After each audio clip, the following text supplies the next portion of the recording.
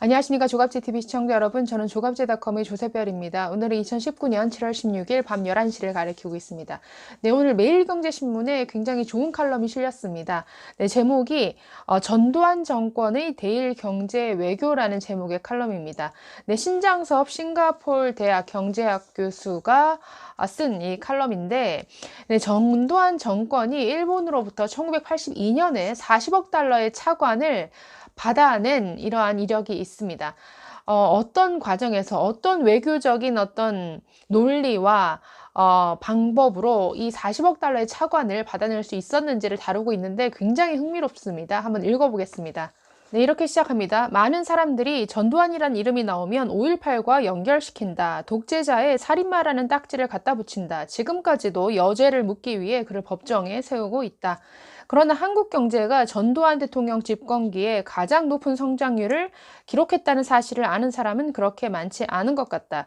특히 그 기간에 한국이 일본으로부터 가장 많은 경제적 양보를 얻어냈고 그러면서도 좋은 관계를 유지했다는 사실을 아는 사람은 거의 없는 것 같다.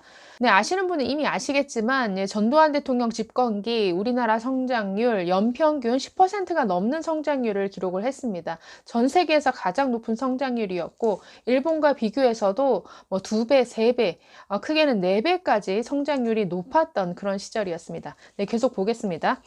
전두환의 대일 외교 책략은 1981년 1월 말 로널드 레이건 미국 대통령과 정상회담을 하러 가던 비행기 상에서 만들어졌다. 그는 갓 취임한 레이건에게 무슨 얘기를 할지 고심했다.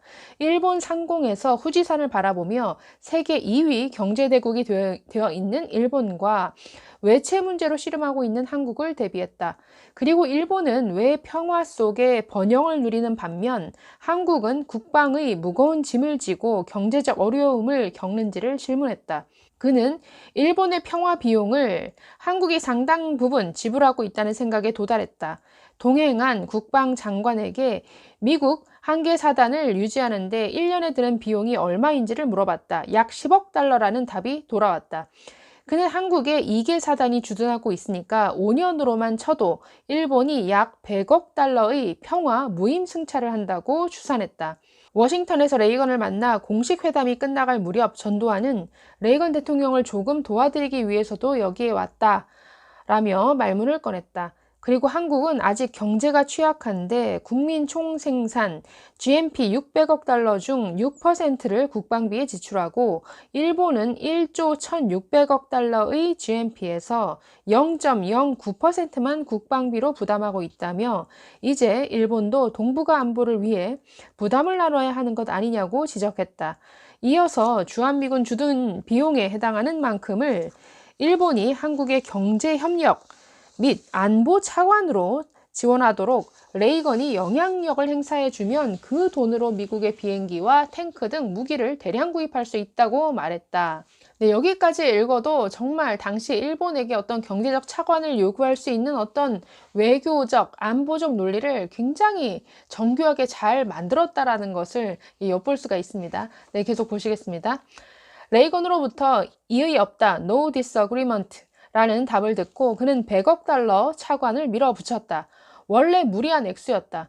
당시 한국 GNP의 6분의 1에 달하는 돈이다. 1965년 한일 국교 정상화 이후 15년간 일본이 제공한 경협 자금이 총 13억 달러였던 것을 고려하면 일본 관계자들을 경악하게 만드는 규모였다.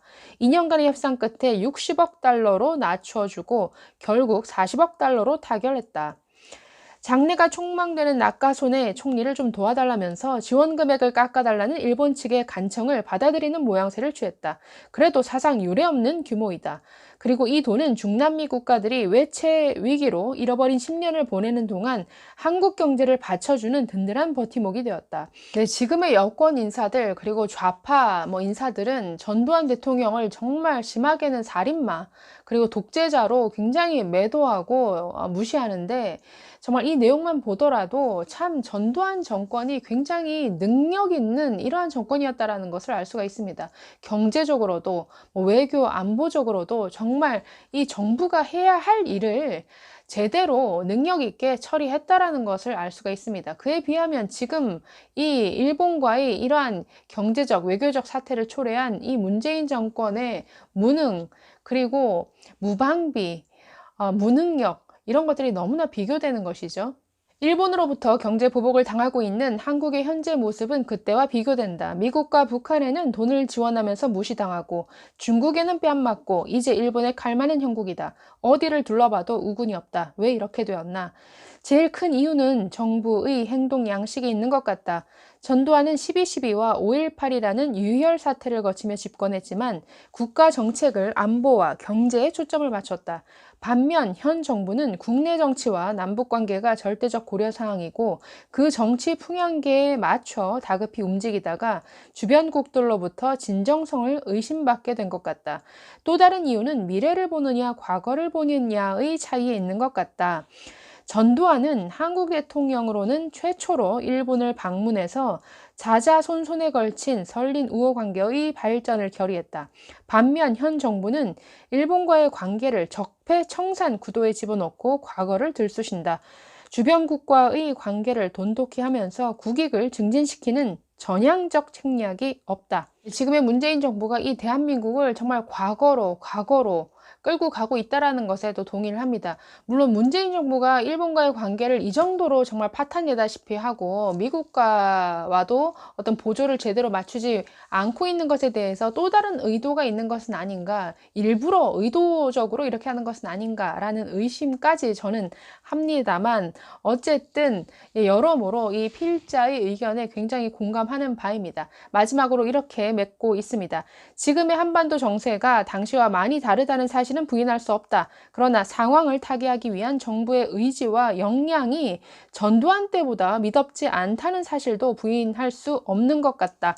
네, 이 여권 인사들과 그리고 좌파 인사들이 그렇게도 매도하고 비난하는 이러한 과거 역대 정부들은 그래도 이 대한민국에 많은 유산을 남겨왔습니다. 네, 이승만 대통령은 이 대한민국을 자유민주주의, 법치, 그리고 한미동맹이라는 아주 든든한 틀 위에서 이렇게 자리 잡게 하셨죠. 네, 그리고 박정희 대통령이 이룬 이러한 산업화, 그리고 우리도 하면 할 수 있다라는 이러한 정신, 이런 것들이 어떻게 보면 인권의 가장 기본이 되는 의식주를 해결하게 만들었습니다. 그렇기 때문에 어떻게 보면은 정말 의식주라는 가장 기본적인 인권의 측면에서 보면은 박정희 대통령은 정말 이 한반도 역사상 가장 인권을 신장시킨 이러한 대통령이 아닌가라는 이 생각도 해보게 됩니다. 네, 전두환 대통령도 이 칼럼에서 보듯이 정말 가장 높은 경제 성장률을 이루었고 정말 이런 외교적인 능력과 협상과 이런 논리를 통해서